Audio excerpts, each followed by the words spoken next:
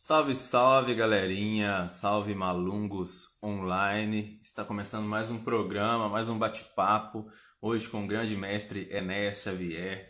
Programa Casa de Malungo na área, a gente já está com 3 anos aí de existência. E agora com essa versão aqui, através do Instagram, através da ferramenta de tela compartilhada, já trocamos ideias com diversos artistas. E hoje tem um cara que é muito especial, um cara bacana, da pesada, tem uma trajetória muito da pesada, grande Enéas Xavier. Enéas Xavier é professor da Bituca, é produtor, músico, baixista, pianista, violonista, já tocou com diversos nomes aí da música brasileira, mineira. Então o bate-papo hoje é com esse grande mestre da música, grande Enéas Xavier, da cena lá de Belo Horizonte. Ele já chegou aqui na área, vamos nessa, conectar aqui com o grande Enéas, vamos nessa. Canequinha aqui do Tudo é Jazz para já entrar no clima. Programa Casa de Malum com apoio cultural da Pontinet, apoio cultural do Bud Bar Carrancas e da Percepção Musical. Um salve pro meu amigo João Matos lá da Pontinet, que está sempre presente aqui na live. Um salve pro meu parceiro João Paulo lá do Bud Bar Carrancas e para toda a família da Xavier.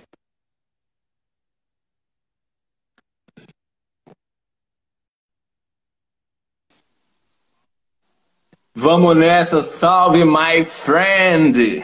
E aí, my friend Vini, tudo E aí, certo? cara, como é que você tá? Tudo beleza.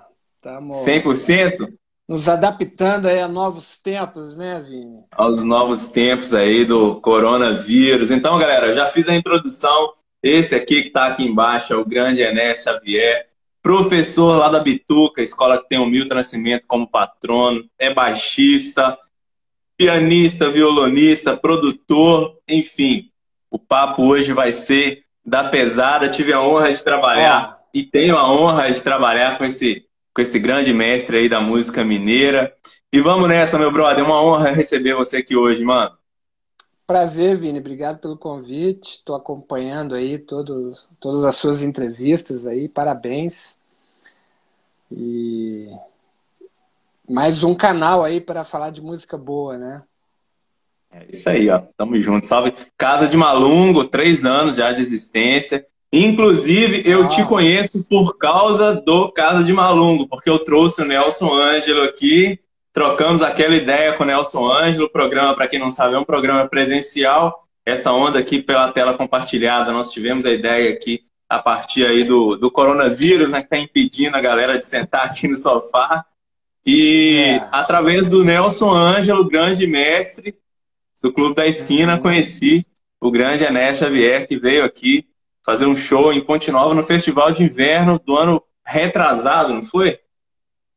Acho que Foi tem isso, dois, viu, Vini? isso, tem 2 anos. Dois anos. E a partir Já tem desse um bom encontro, tempo. vieram aí 12 faixas lá que já estão disponíveis aí no YouTube, produzidas no Isso estúdio, aí. Usina Estúdio. Então, my friend, para poder começar o nosso bate-papo, cara, eu queria começar falando do seu disco, cara, Jamba. Queria que você contasse um pouco da história desse disco, um disco que eu conheci o seu som por ele, então foi a minha porta de entrada. Achei assim, Uhum. da pesada, tem muito ali elementos ali da música brasileira, junto com o jazz. Eu queria que você contasse um pouco da história Uhum. desse disco pra galera. Legal, Vini. O Jamba é um disco que me dá muita alegria, sim, já há quase 20 anos, né? Esse disco é de 2003, então mais 3 anos ele inteira 20 Então, anos. Mas 20 anos, mas eu comecei a compor em 97, 98, então ele já tem mais de 20 anos, assim, né? O início dele. E é bem assim do início da minha entrada assim na cena como compositor, né? sim. E para quem não sabe assim, aqui em Minas Gerais, em Belo Horizonte, a pressão para você ter uma boa composição é muito grande. Porque você Só tem o fera, né? Toninho Horta, você tem o Telo Borges, você tem. Esses são os caras que a gente convive todo dia, né? Juarez Moreira. E aí você fala, pô, como é que eu vou compor alguma coisa no meio desses tubarões, né? E eu. É por aí. E eu tava num momento que eu tava tocando no grupo do Nenê. Nenê Sim, o baterista. Batera. Isso. E ele vinha de uma passagem pela França, acho que ele tinha morado por volta de 10 a 15 anos em Paris. Mas antes de morar em Paris, ele tocou por 15 anos no grupo do Hermeto, tocou muito tempo com a Elis Regina e com o Egberto Gismonti. Então, ele fez todo o caminho, assim, a trilha dos grandes artistas brasileiros, né? Ele participou mesmo, Sim. assim, da... Então, ele conhecia como ninguém a cena da MPB. Então, tocando com ele, eu fui conhecendo a música brasileira aos poucos. Ele fazia os arranjos, a esposa dele, que morreu há pouco tempo, na época era a esposa, a Zabelê, a Rosemarie, ela até cantou no Hermeto também, naquele show de Montreux, se você conhece o show, Sim, conheço demais. né? Aquele show que tem o Hermeto e a Elis cantam no final. Ali Sim, eles naquele cantam show, Asa quem... Branca. Isso aí. E quem canta no show é a Zabelê, quem canta no show do Hermeto. Ela é a cantora do grupo. Hermeto Pode crer, Pascoal e pô, não grupo. sabia disso, não. Ela É, era e ela, esposa do Neném, então. ela é esposa do Nenê. E ela cantou também no Zabumbê Buá, que é um outro discão do Hermeto. Uhum. Fez bastante coisa. E aí ela chegou em Belo Horizonte e eu conheci o Nenê no bar do Toninho Horta, no Aquió. E ele me falou: "Ah, você não quer ir lá amanhã na minha casa, não, cara? Eu tô precisando de um baixista para fazer um som com a minha mulher aí e tal." Eu falei: o quê? Você é o Nenê? Todo mundo tá falando que ele tinha acabado de chegar em Belo Horizonte. Você tá me chamando? Lógico que eu vou. Que horas? Aí fui. E aí comecei essa parceria com o Nenê, assim, de aluno mesmo, né? Parceria, vírgula, né? Eu era um iniciante com 17, 18 anos, e ele aquele monstro da bateria, ela com aquela bagagem toda, né? Aí tocamos, aí eu fui conhecer Caetano, Gil, Chico, mas com as harmonias certas, é porque a gente conhece a banda, conhece Leãozinho, né, Sim. conhece essas coisas rasas assim, né? Conhece superficialmente. E aí eu fui fundo na obra desses caras. Aí o Nenê já me aplicou Joyce Moreno, a gente tocava música da Joyce com esse trio. Que mais que tinha de interessante? E era tudo arranjo do Nenê, sabe? Muito Ah, pode interessante. crer. Então, era uma coisa assim impressionante. Foi uma escola, cara. Foi uma escola sem tamanho, assim. E para eu não perder o fio da meada, já perdendo, eu estava falando do Nenê e Aí você como foi eu cheguei caminhando no pro Jamba, né? Jamba. Isso.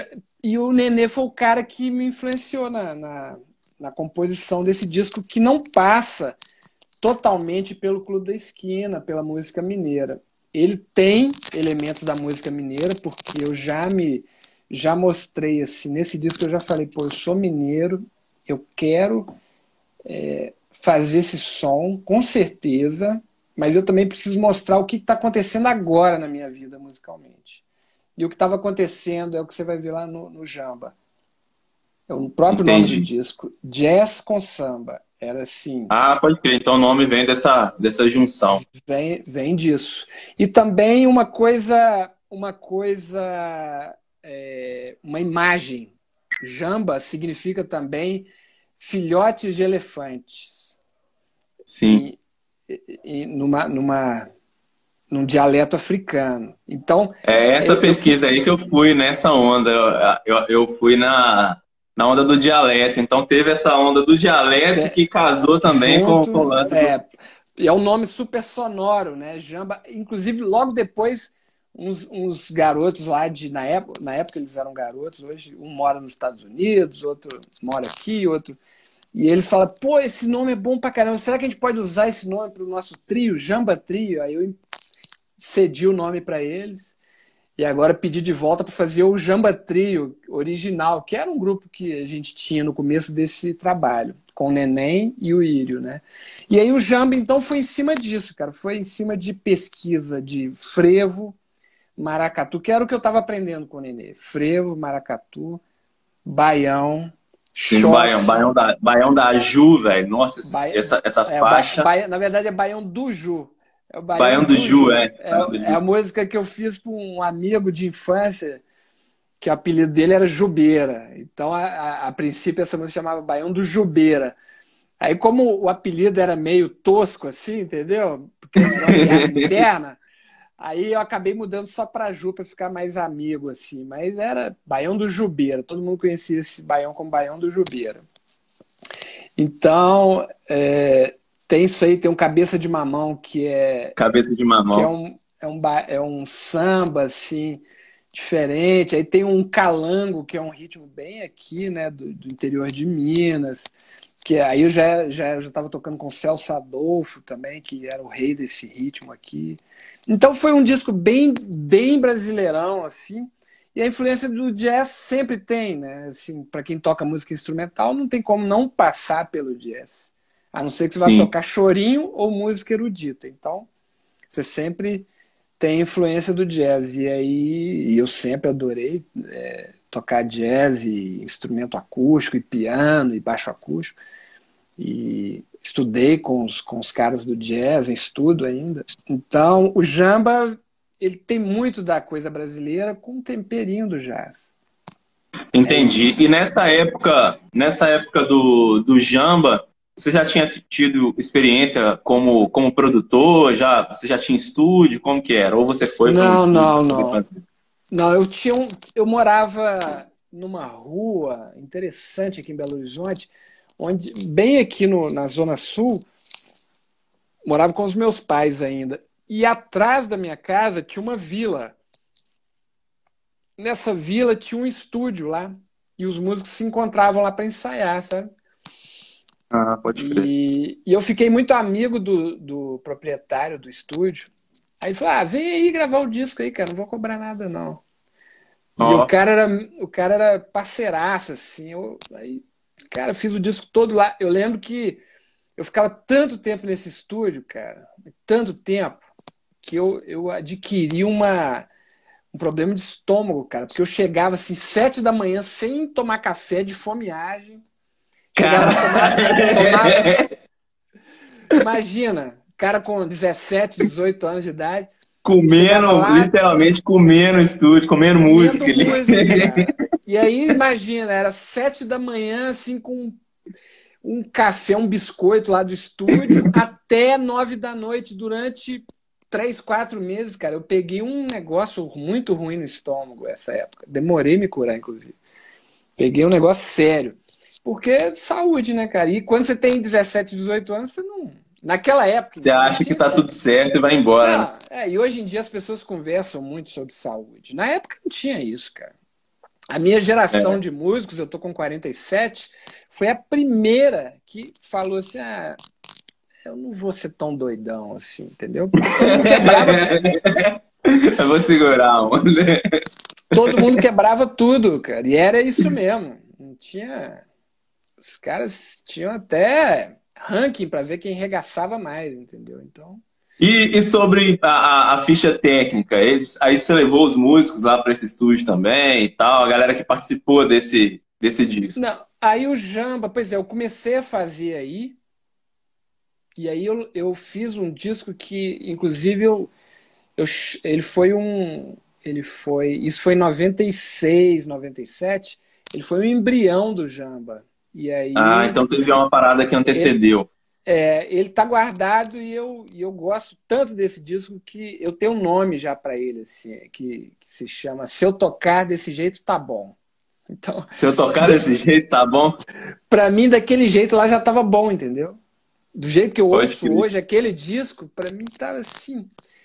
É lógico que você vai amadurecendo e vai descobrindo coisas novas e vai tocando melhor e tal. Mas assim, quando eu ouço ele, eu falo, cara, não acredito. Tá tudo aí já, sabe? A personalidade assim do compositor das composições que eu tenho hoje, estão tudo lá nesse primeiro disco de 96, 97. Caramba, velho. Então o Jamba ele vem logo na sequência, eu vou gravando aos poucos assim, aí eu gravei um pouco no estúdio do Hip Bop, que é do Jimmy, baterista, e do estúdio do falecido Flávio Henrique também, compositor que me deu uma moral. O grande Flávio Henrique, teve aqui em Ponte Nova também. Gravei a música mais mineira desse disco, eu gravei algumas coisas lá, mixei lá essa música. E a maioria das coisas eu gravei no estúdio do Sandro Reich, em São Paulo, que é meu parceirão, meu brotherzaço, que gravei no disco dele, a gente fez uma troca, assim, pô, você grava no meu disco, eu gravo no seu, você vem pra cá, e, pô, cara, se não fosse o Sandro, o Jamba não teria acontecido. E ele estava muito, assim, também vidrado nessa coisa da música brasileira, porque ele vem do rock and roll, né, o pai dele é o netinho dos Incríveis. Então ele vinha dessa coisa do fusion, de guitarra, de batera, assim, bem alta. Aí ele estava partindo para essa coisa mais brasileira. Ó o Bocato aí. Ó, o Bocato tá aí na área. O Bocato participou do Jamba, bicho. Pode crer, ó, o Bocato. Salve, salve, Bocato. Aí vamos aproveitar a entrada do Bocato aqui, ó, para dar um salve para todo mundo que está participando. Um salve aí, Bocato, e geral que tá entrando aqui para poder curtir o nosso papo. Então quer dizer que o Bocato ele participou do Jamba, foi? Pô, o Bocato é um dos percussionistas lá do Jamba, cara.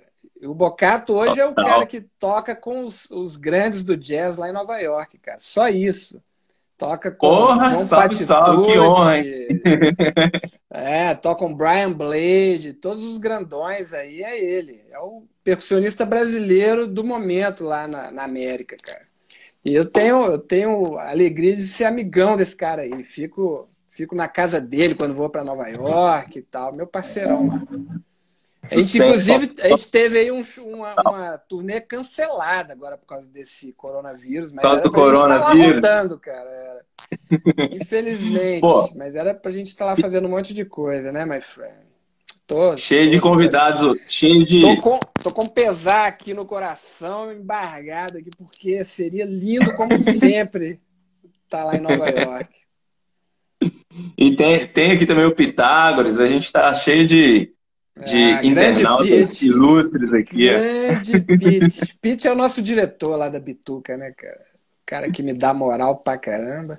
Vi crescer lá também, musicalmente, né, na Bituca. E ele conhece a história do Jamba, porque é interessante esse disco. É um disco que eu não sei porque ele bate muito na veia de estudantes de música. Os caras começam a mexer com música instrumental e alguém fala, pô, ouve esse disco. E um cara que indicava muito esse disco para os alunos dele, para os amigos, era o Arthur Maia, cara, que era meu Arthur Maia, baixista. Então o Arthur falava assim, ele deixava esse disco na cabeceira lá do som dele e falava, ó, aquele disco ali você tem que ouvir, cara. Aquele disco ali do Enéas não é brincadeira. E aí ele foi um dos caras que mais fez propaganda desse disco. Nelson Aires também falou muito bem desse disco, fez uma propaganda muito boa e foi espalhando, né? Aí essa garotada de hoje aí, ó, o Cirano, o Natan, me dão uma moral. Já tocaram música do Jamba, inclusive esses dois aí, olha. Coincidentemente, os dois últimos que entraram aqui, o Cirano é batera. O Cirano já formou na Bituca e o Natan tá formando agora. E ele o Cirano, pela fotinha aqui, velho, eu não sei se é ele, mas ele já tocou com você no programa lá, Compadre? É ele? Tô vendo uma foto de Black Power. Então, tô vendo a fotinha pequenininha, eu vi ele com você lá, tocando lá no programa lá é o Bispo, né? Como é que é o nome do cara lá mesmo? Fugiu o nome aqui agora. É o Dom Vicente. Dom Vicente, isso. Gente finíssima. Show de bola. Ó, entrou mais uma. Não, o Tomás Lopes é o seguinte, ele é neto do Bituca, né? Ele é filho do Wilson Lopes e viu toda essa história do Milton Nascimento, né? Ele entrou na banda junto com o pai dele. Então, sinistro. Tomás aí, meu parceiro pesado, de viagem aí, viajamos junto pra caramba aí com o Bituca, o Tomás estava junto. Aí o Cirano mandou, Jamba é uma escola. Pô, obrigado, Ciranão. Esse Jamba aí dá alegria pra gente até hoje. Então, sempre que a gente toca as músicas do Jamba, eu volto lá atrás, cara, é um negócio muito louco. Aí lembro desses bons momentos aí que eu tive lá no estúdio do Sandro, na época aí que eu e o Bocato, a gente se encontrava muito em São Paulo, né, cara? A gente ficava tocando o dia inteiro, então, uma época muito boa, bem juventude, né? Eu tinha 26 anos, assim, quando eu finalizei o Jamba, então tava a mil. Pode crer. E uma das perguntas aqui também que eu tava no esquema aqui para poder te passar era sobre te fazer sobre essa questão dessas gigs, né? Igual você falou aí do Milton Nascimento, citou aí o neto, né? Do Milton. É o neto do Milton que entrou aqui, que você falou? Como é que é o nome dele? O Tomás. É o Tomás e tal. E para quem não sabe, galera, gig é quando um artista te convida o outro para poder tocar e tal. Aí essa é uma linguagem aí entre os músicos. E o My Friends é um cara, o My Friend aqui, né? Xavier é um cara que tem altas gigs pesadas, igual ele citou aqui, tá, do Milton Nascimento. Aproveitando aí o gancho, então, do Tomás, eu queria que você falasse um pouco, velho, sobre essa experiência de tocar com grandes nomes da música mineira, como o Milton Nascimento. Você acompanhou ele numa turnê aí da pesada, não foi? Tocar com grandes artistas, assim, pra gente que é músico, é uma recompensa, né?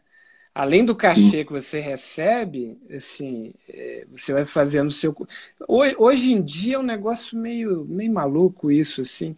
O currículo, às vezes, acontece muito na internet. O cara monta um... Sim. Né? Assim, o cara, pô, montei tantos... Tem tantos likes, tem tanto... Mas até pouco tempo atrás, assim, você tinha que ter uma carreira para você conseguir trabalho. Né? Pode crer. Então, quanto mais mesmo, gigs, quanto mais trabalho você tinha, sinal que você era mais preparado para outro trabalho. Então, quando eu cheguei a fazer um primeiro trabalho assim, de responsa, é porque eu já tinha feito outros tantos antes. Hoje não, acho que o cara... Acontece muito do cara montar um esquema legal na internet, ou vender um peixe e tal, e já cair num negócio legal e acabou, né? Acabou assim, não sei o que vai ser daqui para frente, porque mudou tanto as coisas, né? Mas era assim, um objetivo para mim trabalhar com grandes artistas também.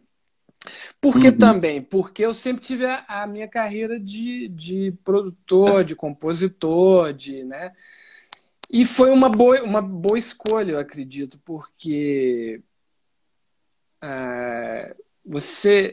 eu já passei por vários artistas e eles mudam também as bandas, né? E eles mudam o conceito e tem que trocar. Então, um casamento, né, com um artista é um negócio que pode ser perigoso, né? Apesar de terem artistas que são muito fiéis, assim, tipo o Milton mesmo, o Tomás aqui, que é filho do Wilson Lopes. O Wilson tá lá 30 anos lá, o Lincoln tá há 20 e tantos anos. O Lincoln Shade. Então, isso aí é muito raro, entendeu? Então, eu acho que quanto mais você, enquanto músico, enquanto profissão, quanto mais você abrir o seu leque, melhor. E não ficar preso nesse sonho, nessa magia de gig da pesada, gig dos sonhos. Isso realmente, assim, agora com a minha maturidade de 47 anos, eu vejo que isso é um castelo que pode ruir mesmo. Então, Desabar, né? eu como professor já falo, ó, muito cuidado. Entendi. O cara entra numa gig lá, por exemplo. Tem muito aluno que o sonho do cara é tocar numa gig sertaneja. Aí, pá, o cara consegue tocar lá com Luan Santana. Pô, acabou, bicho. Agora eu vou comprar minha Ferrari, ou minha McLaren, sei lá o quê. Gasta tudo que ele tem com carro, com relógio. Aí o cara muda a banda, bicho. No ano seguinte. Fudeu. E aí? É verdade. Então, não é uma coisa legal, né, Vini? Você falou aí de abrir o leque, você já tocou com o Milton, com o Telo Borges, com Nelson Ângelo, com Beto Guedes, praticamente todos do Clube da Esquina, né? Do Clube da Esquina, um monte, todos eles, né? Todos. E assim, todo tipo de trabalho também. Todo tipo de som. Fiz Diante do Trono, que é uma banda gospel super gigante. Na época era a maior bomba do Brasil, assim, vendia uns números que não existem mais, assim, vendia 3 milhões de cópias em 2 meses. Era um absurdo. Aí depois toquei com o Padre Fábio de Mello, aí toquei com o governador, na época era candidato a governador do Rio, Antony Garotinho, fiz turnê com Hélio Delmiro produzindo. Ah, pode crer. Você produziu Vanderly também. Vanderly, que não é música, não é Clube da Esquina, mas é uma música mineira muito original. Referência mineira. Dos maiores orgulhos que eu tenho é de ter trabalhado com Vanderly. Assim, é um capítulo à parte da minha vida assim, musical, com certeza. Então fiz um monte de coisa. Trabalhei em grupos de casamento. Eu tenho um amigão meu, Wender Pereira, que é dono de uma empresa de casamento aqui, a Minueto, é a melhor empresa de casamento, a maior, a mais famosa. E fiz isso aí, fiz baile de formatura, festa de casamento, assim, tocando só bossa nova na entrada, inauguração de restaurante, sabe? Isso tudo é a nossa profissão, né? Tudo isso aí é ser músico. Uma coisa que eu admiro muito, assim, na filosofia do professor, dos professores da Bituca, é isso. Eu tenho te acompanhado os vídeos. Tem vezes que você está entrando aqui numas lives, acho que na terça-feira de manhã e tal, conversando com os alunos e tal. E eu fico acompanhando e dentro do estúdio a gente trocou muita ideia sobre isso também. A Bituca, além de ensinar a música, ela tem essa onda de ensinar o ofício, né, velho? O cara não ficar ali frustrado e tal, de mostrar esses caminhos que você tá falando aqui. Isso é muito foda. Sim, E a Bituca tem isso mesmo, assim, é um foco dela, assim, de ensinar o cara a viver de música também. A gente tem que levar esse papo com o aluno, não é só aprender o instrumento, né? A ideia do cara sair da Bituca é sair formado para a vida de músico. Então, os professores, eu cheguei numa época muito boa, o Ivan Correia até entrou aqui, ó, que me antecedeu. Salve, salve, grande baixista, eu vi ele entrando aqui. Salve, mestre Ivan Correia. Grande Ivan, salve Ivan. Olha, quem entrou aqui também foi o Sérgio Barata. Esse cara aqui que eu acompanhei, ó, na campanha do governador, na época, Antony Garotinho. A gente fez um show inesquecível, assim, cara, pra mim. Por quê? Por que é inesquecível? Porque a banda era assim, Dream Team. Hélio Delmiro de diretor musical, Paulinho Trompete no trompete, Cacá Colón na bateria, Marquinho Brito do Ivan Lins, assim, o Rio de Janeiro, a nata do Rio, e eu tocando baixo lá, cara. O Hélio Delmiro me chamou pra...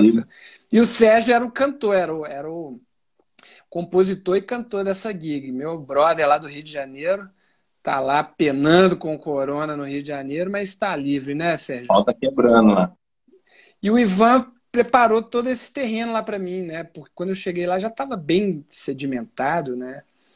E a galera já estava bem focada assim no lance da Bituca, que era formar músico. E foi o que a gente conseguiu fazer, cara. De lá para cá, quase, sei lá, 13 anos que eu tô lá, 14 anos. Pô, um tanto de baixista que você vai ver aí em Belo Horizonte, em Minas Gerais, tocando, formou comigo lá na Bituca. Eu tive todo esse trabalho de falar uma coisa ou outra ali que provavelmente ajudou ele em alguma coisa, entendeu? Então, muito massa lá. É uma coisa muito legal. O Pitágoras já tá mandando aqui, ó. A troca de vivência entre os mestres com os alunos é um presente. Valeu, Pete. Pô, ainda tem uns caras assim, né? A Bituca a gente tem a bênção lá de ter assim, um cara igual o Pitágoras, como a Cida, a Loló, né? O Pablo, pessoas que são parceiraços, Ronaldo, que é o nosso diretor lá também, são parceiros, cara, entendeu? Então aí fica fácil. E todo Aí, ó, mundo vamos dar é mais um, artista, né? Todo mundo é músico, é ator.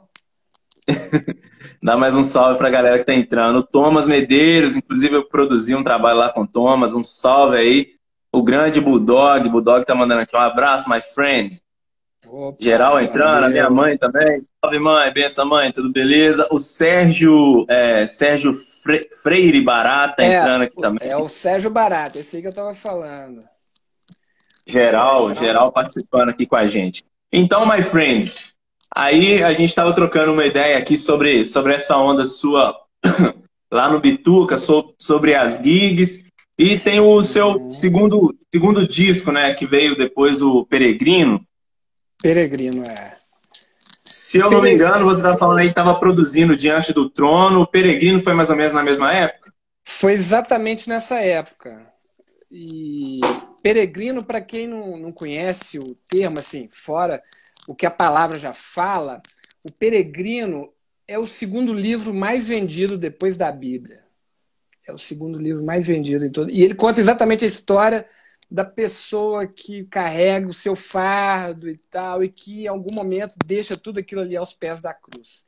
Então, ele conta a história de... E eu estava exatamente vivendo um momento de deserto, cara. Eu tinha perdido meu irmão de câncer, ele tinha morrido com 31 anos, e eu estava naquele perrengue, tava passando um problemão, e aquilo ali tudo, esse disco me ajudou a passar esse momento. Então é um disco muito mais reflexivo, assim, tem muita coisa pop, assim, muita coisa mais de melodia, não tem mais aquela rítmica do Jamba, Do e está Jamba, muito assim, percebi focado essa nas diferença. melodias. Agora as melodias, elas talvez sejam até mais inspiradas. Ali tem uma melodia que, Mais inclusive, forte, o mais as forte é a melodia ali melodias. no Se Peregrino. você ouvir o Peregrino, uma, duas, você começa a cantar as músicas todas assim, logo. Porque é bem cantável, entendeu? Então, tem uma melodia, inclusive, que eu fiz, uma música que eu fiz pro Beto Lopes, que é um cara que me influenciou pra caramba também. E tem a participação do Toninho Horta, que eu considero a minha música mais interessante, assim, melodicamente e harmonicamente. Que ela vai passando por esses... Ela parece assim, uma coisa de Minas mesmo, assim, entrando pelo rio, passa pelo curral, aí passa pelas montanhas. Ela tem essa coisa, sabe? Tem uma geografia. E aí eu sou apaixonado com essa música. Até fiz uma versão de baixo elétrico solo esses dias e postei para quem se interessar. E sempre em seus discos tem a participação do Toninho também, né, velho? Eu percebi isso, que tem essa onda entre eles, sempre o Toninho, você arruma um jeito ali de incluir ele na parada. Sempre. Não, o Toninho é meu padrinho mesmo, assim, né, musical. É um cara que me acolheu, que desde o começo gostou das minhas composições e apoiou, incentivou, como ele incentiva todos os músicos, né, principalmente os músicos mineiros. E eu sempre quis deixar bem claro que a música mineira era a coisa assim que eu mais queria fazer. Então não é à toa também que foram os músicos que eu mais trabalhei. Foram Flávio Venturini, foi o Telo Borges, foi o Milton, o próprio Toninho, porque eu me dediquei a esse som, entendeu? Sim. Eu colei em caras como o Neném, baterista, que me ensinou muito dessa música. O Lincoln Shabe me ensinou muito dessa música. O Beto Lopes me ensinou muito dessa música. Porque foram caras que tocaram com esses caras antes de mim. Né? Tocaram nos anos 80, nos anos 90. Eles já estavam ali, né? Com o Beto Guedes fazendo show no Mineirão, no Maracanã, Milton Nascimento arrebentando e tal. Eles estavam lá. E eles me ensinaram como fazer, como proceder, porque é um outro tipo de som. Não tem nada a ver com a música instrumental assim corriqueira, né? Que a gente... Corriqueira, não existe música corriqueira, mas é o que eu estava fazendo na época, né? Eu tive que aprender muito para encarar esse mercado aí. E você rodou o mundo com esses artistas, fez turnê por diversos lugares. O que você, assim, cara, quando você está fazendo seus shows fora do Brasil, qual que é a relação que você percebe, assim, que tem dos músicos no exterior com a música mineira? Olha, sim, o respeito, a galera conhece e tal, como que é? Uhum. A música brasileira, de um modo geral, na gringa é muito respeitada, né? Nos países que eu já fui, eu não fui em todos os lugares, mas assim, Portugal, Dinamarca, Suíça, Alemanha, França, Estados Unidos, assim, América do Sul, aqui, Peru, esses lugares que eu fui, Argentina, pô, de repente estou até esquecendo algum país, mas assim, esses lugares que eu fui, o pessoal é apaixonado com a nossa música e conhecem principalmente a obra do Toninho Horta e do Milton. Sim. Eles são muito ligados nesse som. E por causa deles, essa música mineira também está chegando muito hoje para os estudantes de música, né? Tem até um cara aqui de Belo Horizonte, que foi meu aluno, Fred Eleodoro, que está tocando com Kurt Rosenwinkel, que é um guitarrista super da pesada. Fred é o filho do Afonsinho? Filho do Afonsinho. E ele, pô, esses caras aplicaram esse som nesses gringos, assim, os caras estão que pirando com a música mineira, né? Com a sonoridade. Isso não acontece de hoje, assim, o Petro Mettini mesmo já vinha aqui, né? O Lionel Mays e tantos outros, cara. Muita gente acabou bebendo nessa fonte, que é muito bom, né? Assim, pô, o cara vem lá de longe para beber nessa fonte aqui do Santa Teresa e eu moro a um quarteirão desse lugar. Então, assim, toda vez que eu lembro disso, cara, me dá um orgulho, assim, eu falo, pô, sou de Belo Horizonte, sou de Minas Gerais, eu sou do mundo, sou Minas Gerais, entendeu? É isso aí, é tipo isso, Vini. Então, isso é uma das... E você sabe, né, Vini? Isso é uma das coisas que fez a gente se identificar. Porque o mesmo amor que eu tenho por Minas, você tem também, você carrega no peito a mesma coisa, assim, né? A música do Nelson Ângelo, né? Pô, desculpa, João Bosco, Tunai. O Tunai, queria lembrar do nome Tunai. Que é eu tô lembrando dos caras de Ponte Nova, né? Pra não falar todos aqui os o Tunai, outros. inclusive, nós trabalhamos aí com uma música dele, um arranjo. Aí pra... aqui, ó, tem lá disponível no YouTube. Grande mestre Tunai. Olha quem entrou aí agora. Falando em mestre. Salve, Telo Borges. Esse é mestre mesmo. Esse é mestre. Telo que foi o meu convidado aqui do Casa de Malungo, me deu essa honra.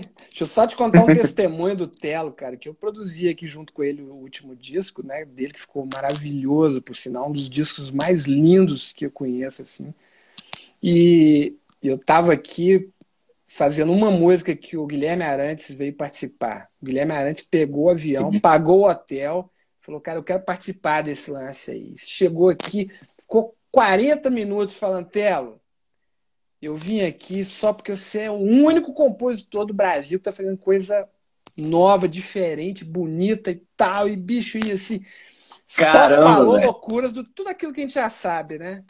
E eu tava lá testemunhando isso, cara, porque o Telo realmente é um compositor muito inspirado, cara. E não para de compor, viu? Daqui a pouco vem mais um disco aí, né, Telão?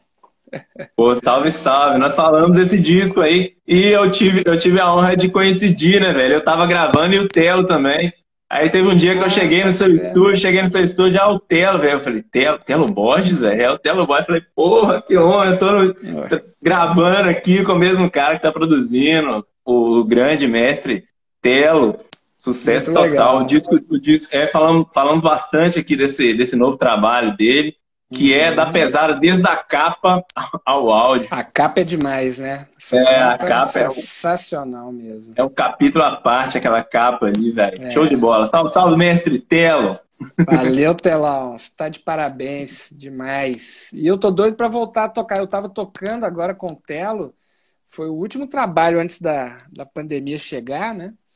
A gente estava tocando semanalmente, praticamente, numa casa muito bonita aqui com piano. Eu, Telo, a Bárbara e o Cirano, cara. Tava assim um sonho, tocando só música mineira e o pau quebrando e tal. Aí vem a pandemia para avacalhar tudo. Mas vai rolar de voltar. Ô, mestre, e você teve aí também a gente já fazendo esse link aí com a música internacional, você teve uma proximidade aí com Ron Carter, né, velho?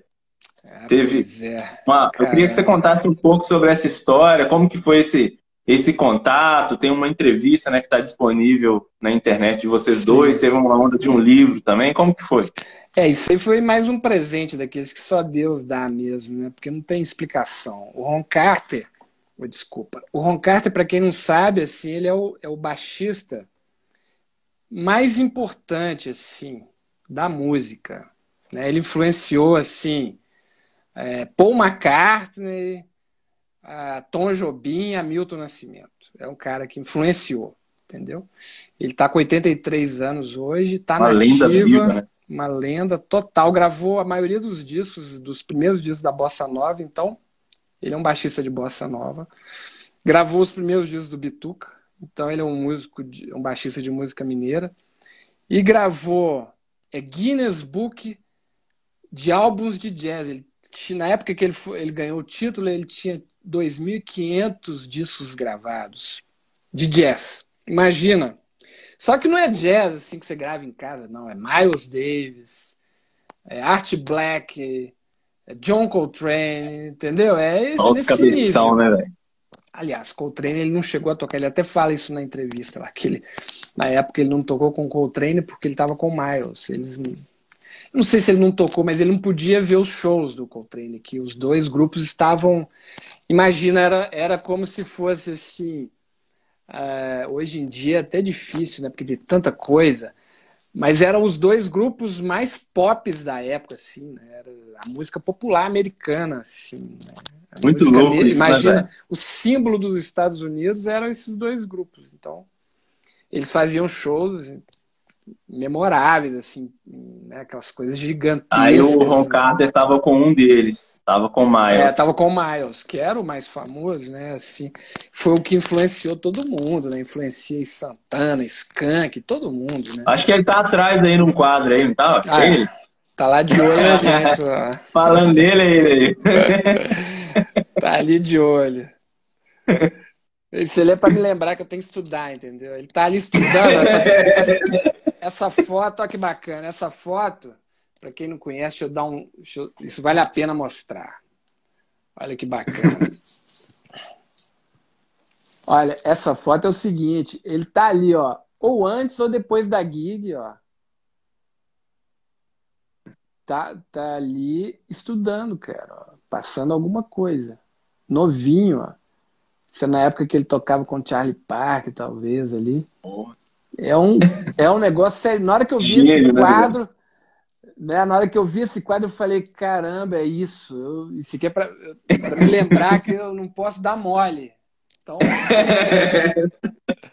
deixa eu colocar esse quadro no meu quarto de estudo. E aqui é meu quarto de estudo. Agora virou o quarto das lives, né? Pode crer.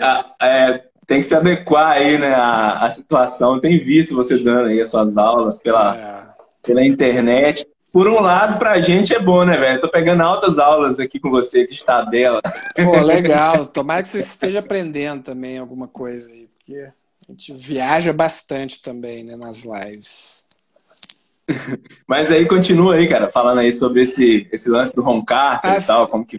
E aí o Ron Carter, a tipografia musical que entrou aqui agora também, ó, através de um ex-aluno da Bituca, me indicou a tipografia, indicou meu nome para a tipografia musical, que é uma editora que só faz livrão, depois vocês pesquisem, lança só coisa da pesadíssima, e aí eles estavam com esse contrato de fazer uma tradução de um método do Ron Carter.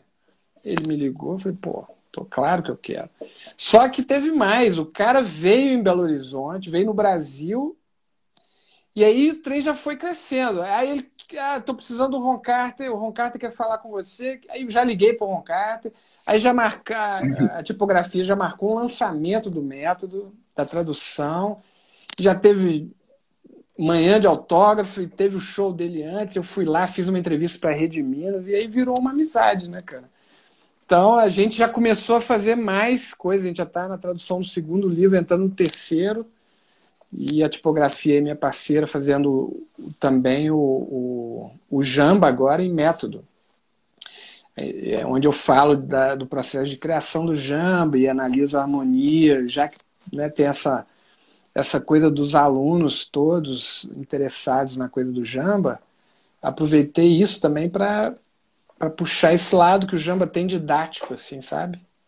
Sim. Se alguém naquela época lá que eu estava fazendo me explicasse o que eu vou explicar, ia adiantar muita coisa para mim, sabe? Mas é isso, é um método que vai ser interessante. Então foi um presente mesmo, assim, total. Pô. E, cara, eu acompanhei, eu vi aqui a entrevista, eu acompanhei todo esse processo através da internet, né? Você fazendo divulgação e tal. Sim. Quando eu vi, falei, porra, velho, Enéas tá em contato direto com o supremo aí do baixo, né? Porque, igual você falou, o cara influenciou todo mundo, velho. Ron Carter Foi. E aí pesado. tem muita coisa a se ouvir, né, do Ron Carter. Assim, uma hora alguém vai ouvir alguma coisa dele.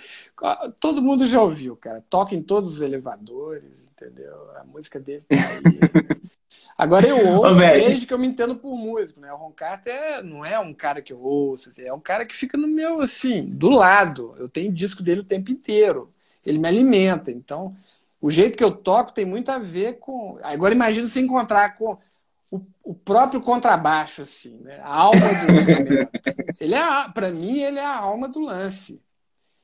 Para eu entender o lance de tocar do jeito que eu toco hoje, assim, eu tive que passar nessa...